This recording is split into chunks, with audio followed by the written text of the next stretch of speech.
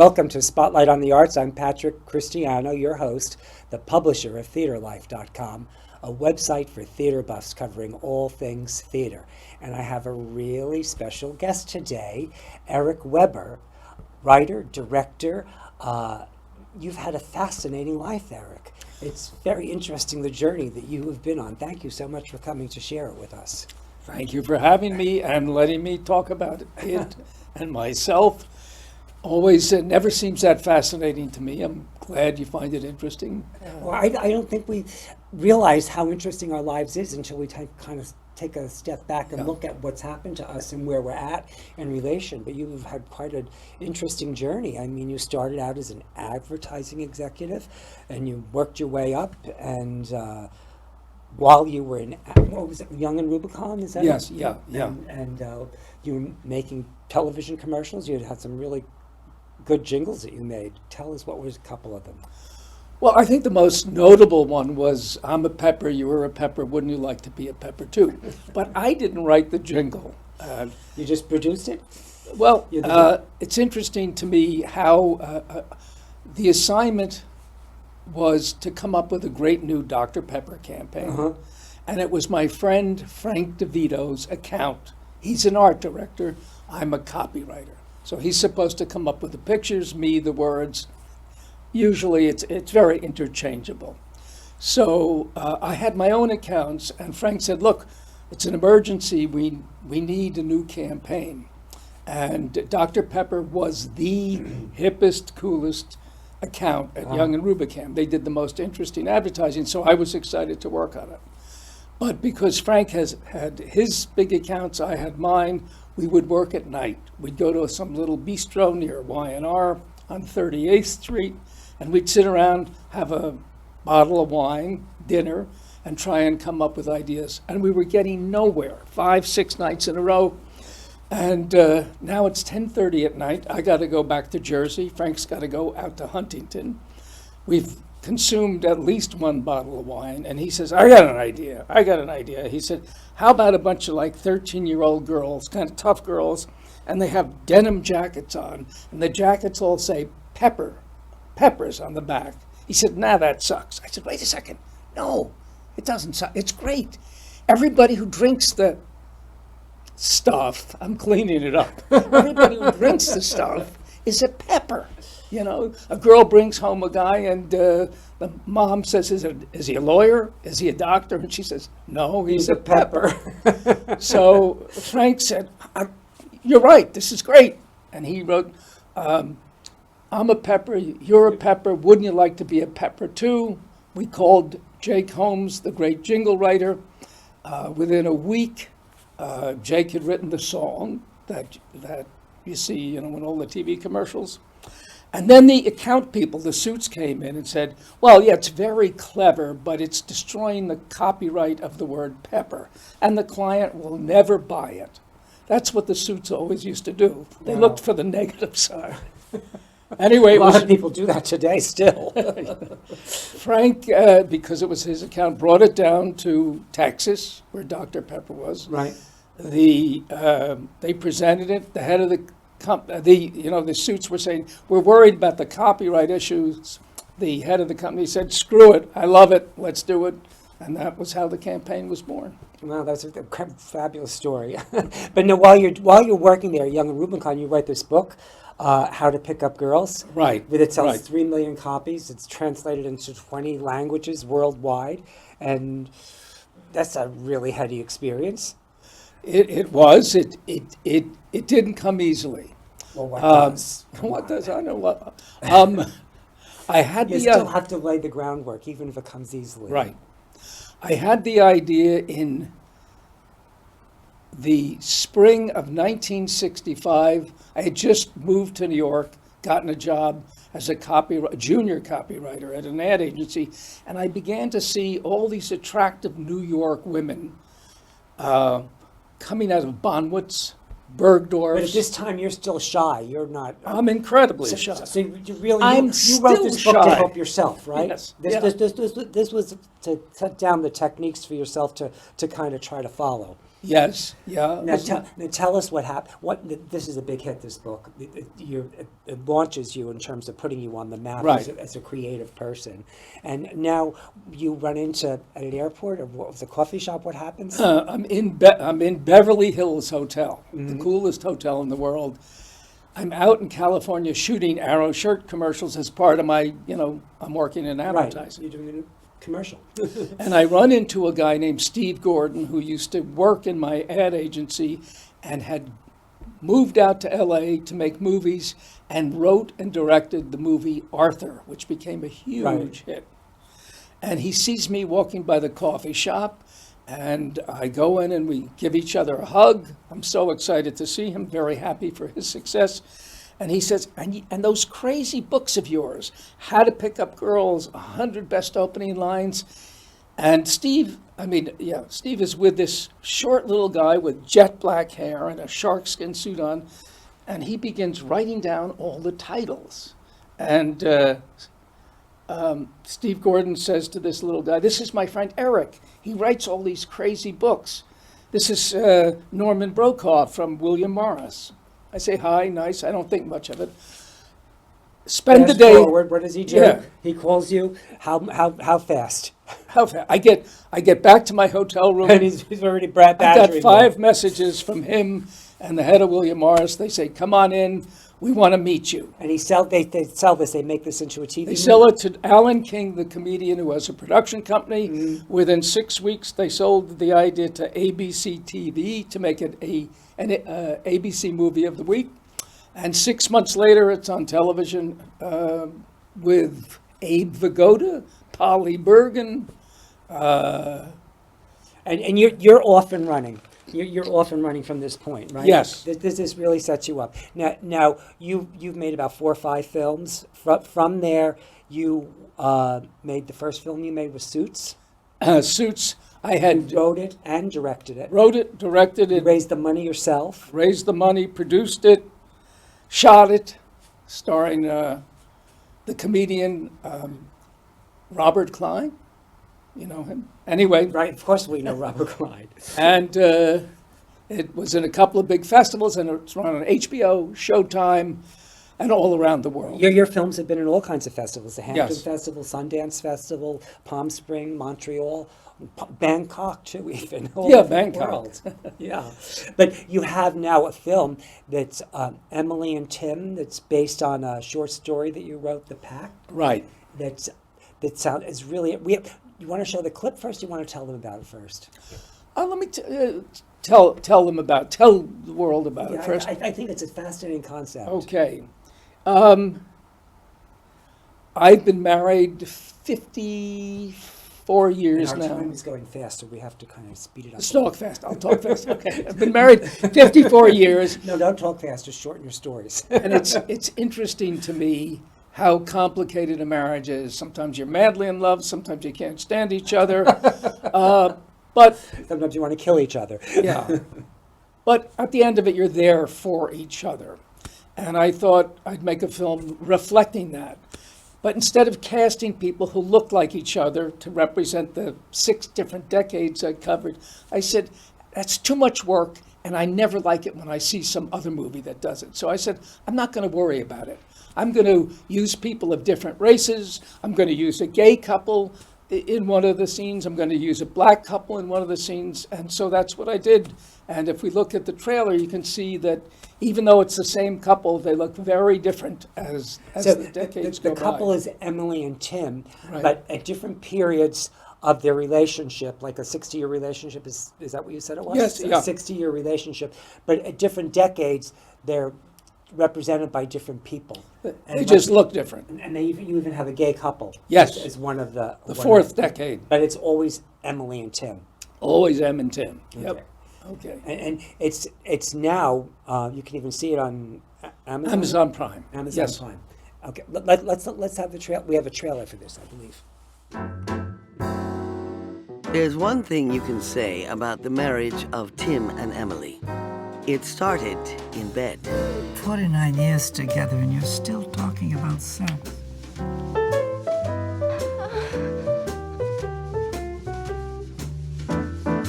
Emily, Everything is going to be okay. Here comes the guilt trip. Stop it. Could have called. I lost all track of time.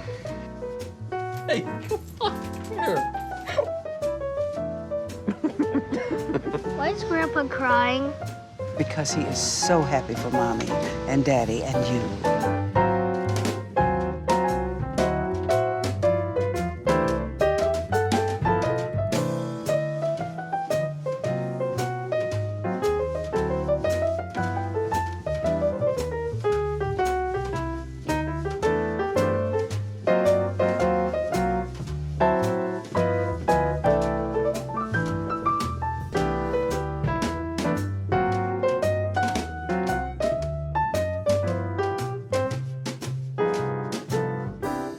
Em, are you awake?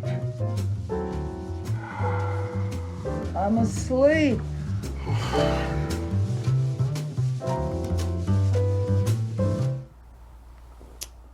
That's a fascinating concept that you've put together there. How do you get all these? That's an incredible cast that you have. How do you get all these wonderful people? By scheduling them for 1 week only.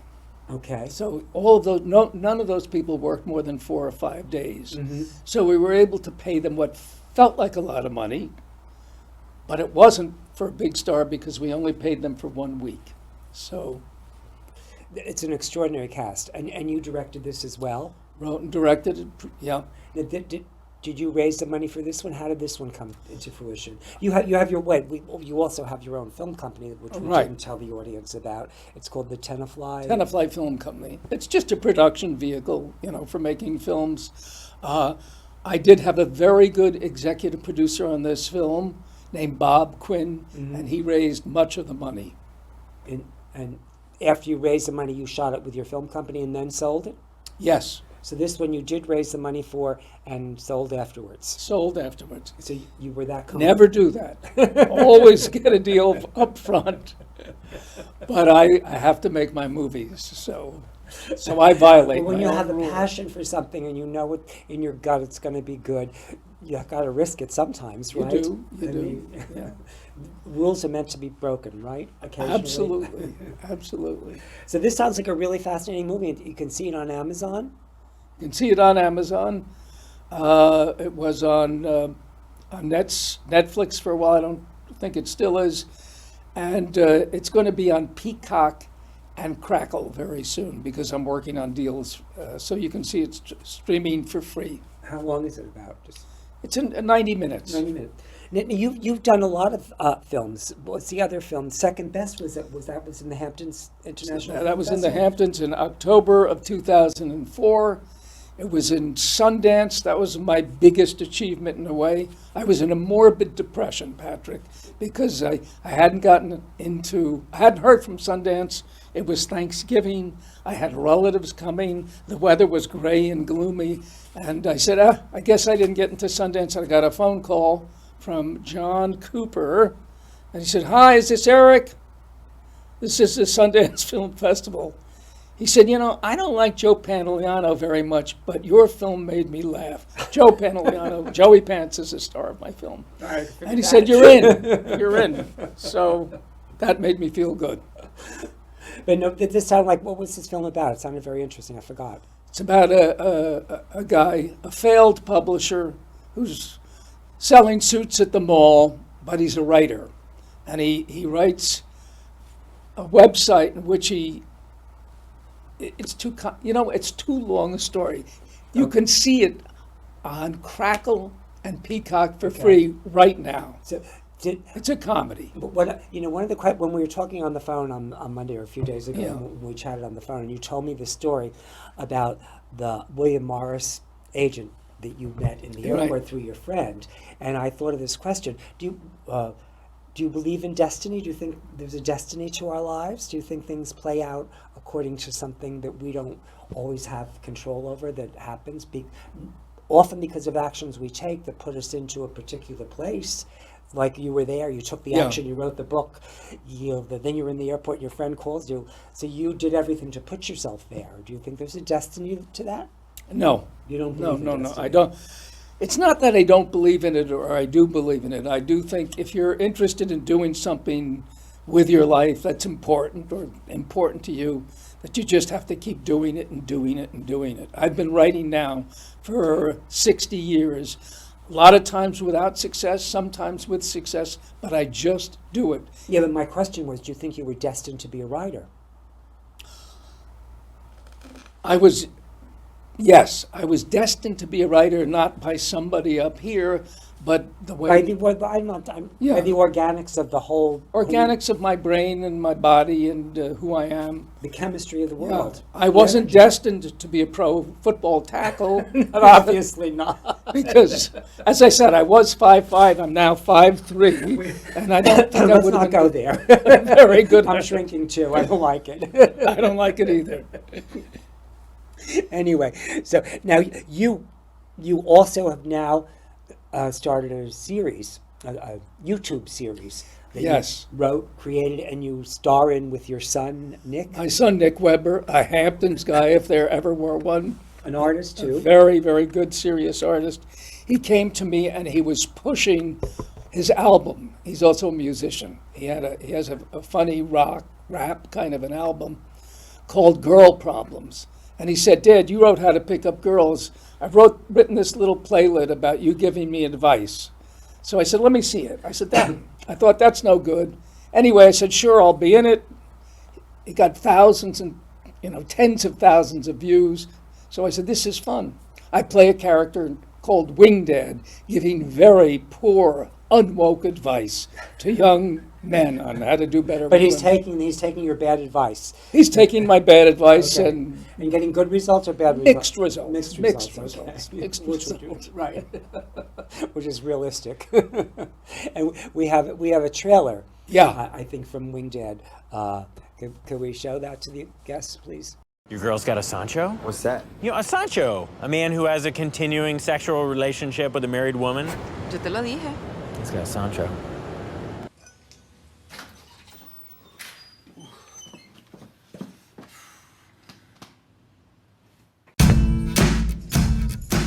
It all started when I caught my wife cheating on me. Somehow, though, I was the one who got thrown out. With nowhere to go, I moved back in with my parents. Mom thought you might be hungry. She made your favorite. And if that wasn't bad enough, my dad is the one and only author of How to Pick Up Girls. Oh, you are a very striking young woman. But I think the time has come for my own son to read the book. He keeps on saying he's here to help me get back in the game. I'm a painter, and I would love to do a painting of you. Here, here's my card. I'm gonna go for a swim. Wanna come? No, I don't want to get my hair wet. What color are your eyes? Brown? But sometimes I wonder whose interest he really has at heart here. I fucked her. Don't tell Mom. Give us space. You won't even know I'm here. All right, move your hair. I want to do your boobies. Oh. Drop that ridiculous show. Yeah, that's lovely. Just lovely. Hey, Dad, you want to stop molesting my date? What do you want her to get? Skin cancer? Yeah. But how do you rub my shoulders and my feet at the same time?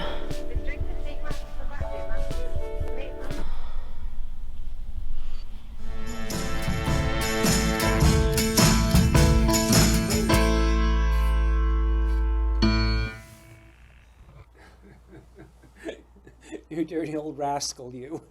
I know. I'm not very woke. Anyway, but these are how long are these episodes? They were about 5 minutes, 4.5 minutes. And they yeah. show on YouTube. YouTube, just go and put in Wing Dad, and there are 15 of them. But you had an idea to put them all together, condense them down into a 21-minute kind of Right, segment, right. and then do what with it? We're going to shop it. And then develop it into some kind of series where they would, develop it further. Yeah, well, or make more of them. I mean, we make 5-minute ones. Mm-hmm. I'd like to make 21-minute ones. They're a lot of fun to make. It's a very Hamptonsy show. You know, we were always featuring Stephen Talkhouse or Hampton Things, and now you would keep it Hamptons, and that would be part Yeah. of the theme of it too. And the problem is, it worked. In real life, my son got married at 50 and now has 2 babies and a wife, and a beautiful, wonderful wife. So But it happened before Wing Dad, right? no, it happened during literally during Wing Dad. The bad advice you were giving him actually worked, and he got married and produced 2 children in the Yes, process. in a very short period of time. Wow. Yeah, thank you. Now we're running. We got a little bit of time, but you have a new project that you're excited about. That there's a little bit of buzz in L.A. It's called Race Music. Yes. You want yes. to tell us about that? I do. When I was a kid, 13, 14, I used to listen to what they called race music, R&B, rhythm and blues. And I could only hear it on African American stations. I couldn't hear the music on the big white stations. Right. And what would happen is a black entertainer would do a great version. Then 6 months to a year later, Pat Boone or Georgia Gibbs would do the white version, become a huge hit. And all those singers lived to ripe old ages. And all the rhythm and blues singers like Jackie Wilson died in their 40s, 30s, 50s. And I've always thought, what a tragedy that is. It is. So this concept, this script, Race Music, pays homage to the great artists, the black R&B artists of the 50s. And we take a kid from that era who lives in Kansas and has to tune in the black stations from Philly late at night. And in his search, he goes into Kansas City to a record store that specializes in R&B. He falls into a portal and winds up in Kansas City 2022, where he meets 2 young black rappers, a boy and a girl, and they make incredible music together. And they become such a big hit, they get a manager, but the kid from the 50s wants to go back home. And his friends help him find the portal, and something bad happens, and all 3 tumble into the portal. And now we're back in the 50s, and these 2 black kids from modern-day Kansas City are living in the sticks in Kansas in the 50s. And we have two visuals, I think, that show you the kind of feel of the series. This is them when all 3 have gone back to Kansas.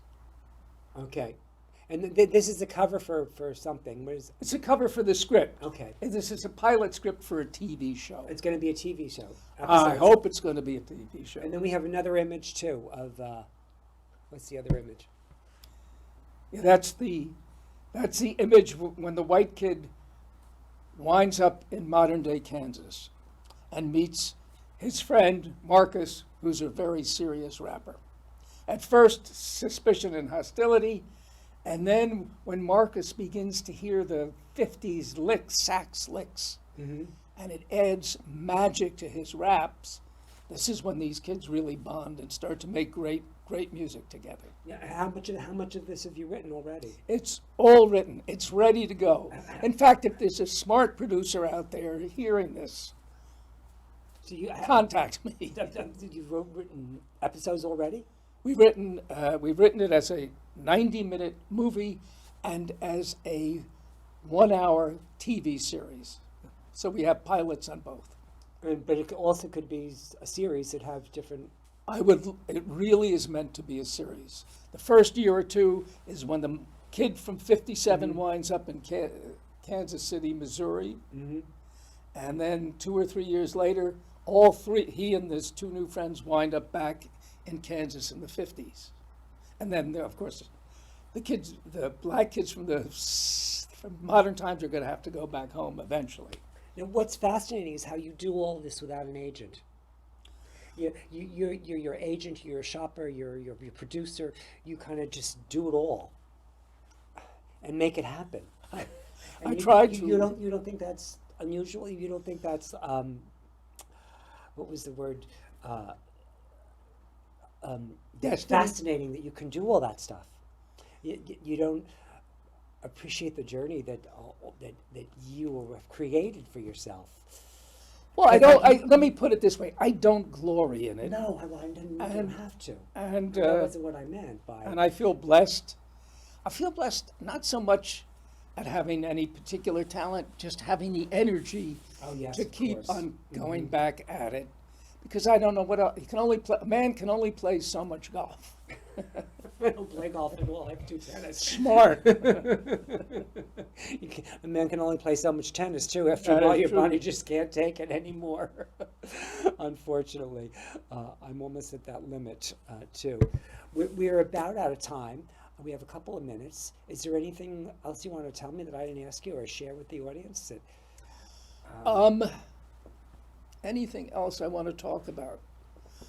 Because you've got so many irons in the fire. This race music sounds like it's really. Yeah, I mean, I love talking about race music because that music, that kid was me. I used to do my homework to it, and I just loved it. And I was always so enraged when I would hear the big, lousy white commercial version. I hate anything that's not done well, as it could be. I did mention it to you before, and I think this is interesting. I was at a very super white kind of waspy country club in Arizona, a golf club, having lunch. And they pipe in music, and it was a very elegant place. And they pipe in music, and what do I hear? The R&B from the 50s, not the lousy commercial version. The good stuff. But the good stuff. And it made me think eventually, authenticity will out. Eventually, authenticity, because... From your lips to God's ears, because I believe the same thing, and let's just believe it. I think it's true. It's the only thing to go true, with. when people go back and look it's at... just like the truth will win out, the same thing. Yeah. That I'm not as optimistic about. But, if somebody goes, I am, because it's authentic. It's authentic if it's the truth. Yeah. So it's going to win too. We're out of time. All right. Well, Patrick, thank you very much. Really appreciate the chance Ditto. Thank you so much for coming. It's been my pleasure. Thank you for having me. All righty. Oh.